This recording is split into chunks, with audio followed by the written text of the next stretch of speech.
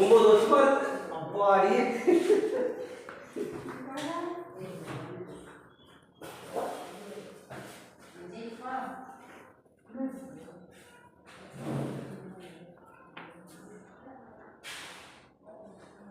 அக்கா பாத்துக்கா நான் போறேன்.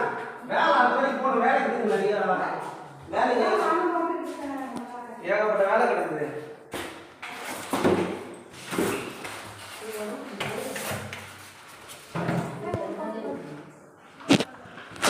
இதெல்லாம் இப்ப என்ன பண்றது?